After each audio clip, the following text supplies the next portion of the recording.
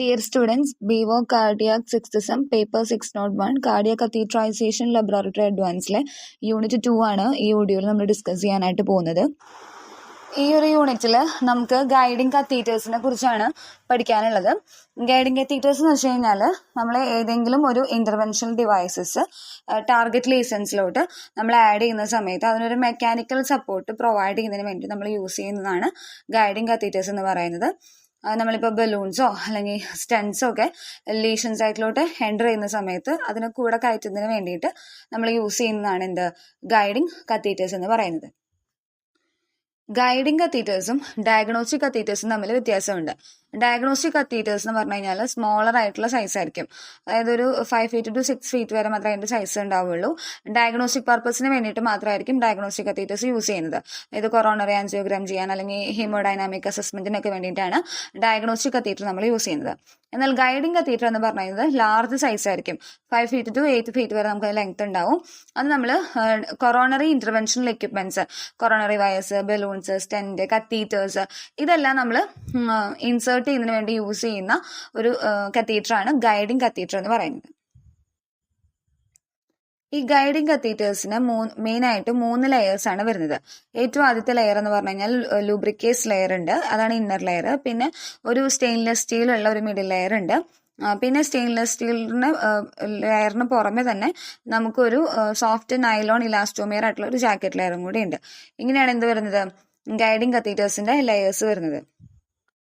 പിന്നെ diagnostic catheter വെച്ച് നോക്കുമ്പോൾ നമ്മുടെ ഗൈഡിങ് കത്തീറ്റേഴ്സിന് ഒരു ലാർജർ ആയിട്ടുള്ള ഡയമീറ്റർ ഉണ്ടാവും, നമ്മൾ ഓൾറെഡി പറഞ്ഞതാണ്.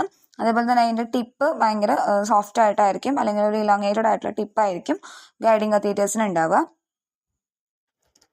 ഗൈഡ് കത്തീറ്ററിന്റെ സെലക്ഷൻ ബേസ് ചെയ്തിരിക്കുന്നത് വെസൽസിന്റെ ഡയമീറ്റർ അനുസരിച്ച്, ടോക്സിസിറ്റി അനുസരിച്ച്, കാലിഫിക്കേഷൻ അനുസരിച്ചിട്ട്, അസെൻഡിങ് അയോട്ടയുടെ സൈസ് അനുസരിച്ചിട്ട്, ഓസ്റ്റിയൽ ഓറിയന്റേഷൻ, അതുപോലെ തന്നെ പ്ലാന്റ് കോംപ്ലക്സിറ്റി ഓഫ് ഇന്റർവെൻഷൻ, ഇതെല്ലാം നമ്മൾ കൺസിഡർ ചെയ്തിട്ടാണ് ഗൈഡ് കത്തീറ്ററിന്റെ സെലക്ഷൻ ഇരിക്കുന്നത്.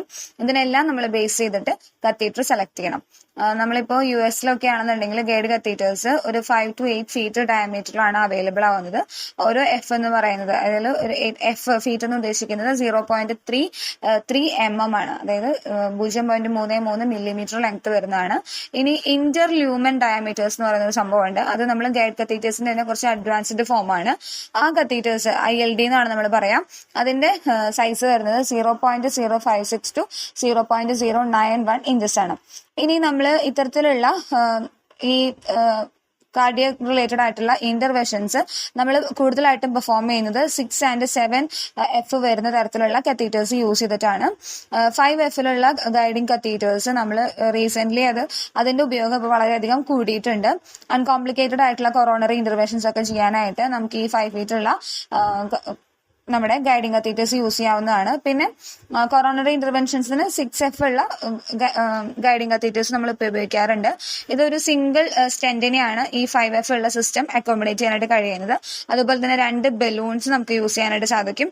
ഇനി ബലൂൺസ് നമുക്ക് റാപ്പിഡ്ലി എക്സ്ചേഞ്ച് ചെയ്യണമെന്നുണ്ടെങ്കിലൊക്കെ ഈ ഒരു ഗൈഡിങ് കത്തീറ്റർ ഉപയോഗിച്ച് നമുക്ക് എളുപ്പമായിരിക്കും.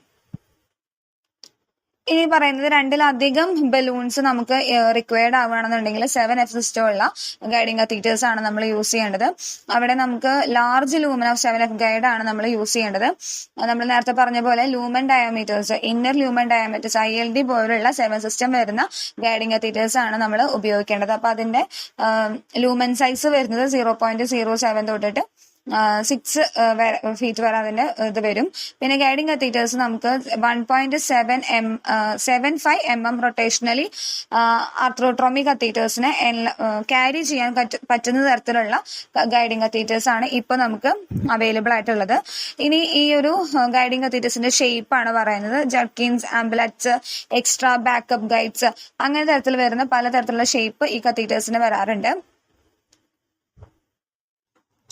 ഇനി നമ്മൾ യൂസ് ചെയ്യുന്ന കത്തീറ്റേഴ്സിന്റെ ഷേപ്പ് ഡിറ്റർമൈൻ ചെയ്യുന്നത് നമ്മുടെ coaxial engagement of the curve style of size of the aorta, അതായത് അയോട്ടയുടെ സൈസിനനുസരിച്ചിട്ട് അയോട്ടയുടെ ആ ഒരു കോക്സിയൽ ഏരിയയിൽ ഒരു കർവ് ഉണ്ടാവും. അപ്പൊ ആ ഒരു കർവിംഗ് സ്റ്റൈൽ വെച്ചിട്ട് തന്നെയായിരിക്കും നമ്മൾ ഗൈഡിങ് കത്തീറ്റേഴ്സും മേഡപ്പ് ചെയ്തിട്ടുണ്ടാവുക.